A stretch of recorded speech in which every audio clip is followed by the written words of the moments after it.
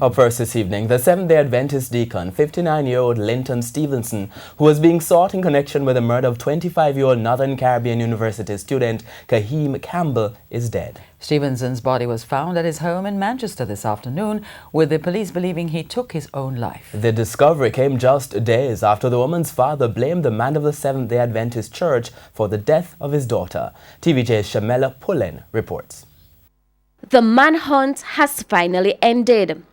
This after the body of 59-year-old Linton Stephenson, a deacon at the Mandeville Seventh-day Adventist Church, was found at his Bloomfield Circle home in Mandeville, Manchester, shortly after 3 Thursday afternoon.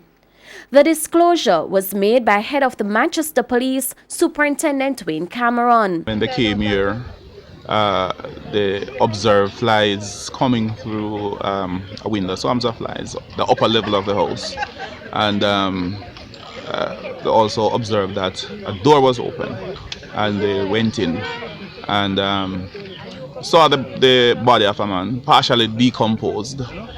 So far, it has been confirmed that this is Mr. Linton Stephenson. It is suggested that he committed suicide by drinking a chemical substance.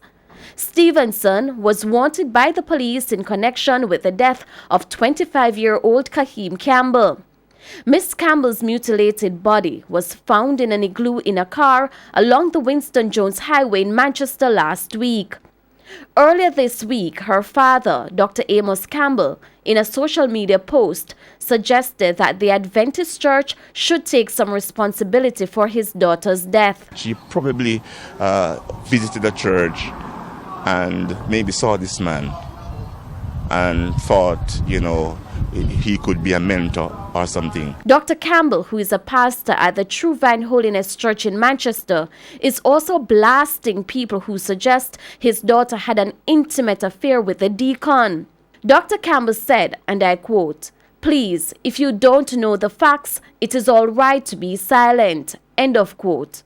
He also said persons should avoid making a comparison with his daughter and other women who were murdered because they were schooled by heartless men. It was not, in the Ritha family for her to go on her own. She was grown up sheltered. She does not function. I don't think she would function very well on her own in this concrete jungle. So we asked her to stay on whatever she needs. We would have supplied her needs, but she chose not to live with her parents. His social media post comes days after the two churches worshipped together at the True Vine Holiness Church last Sunday. Shamela Pullen, TVJ News.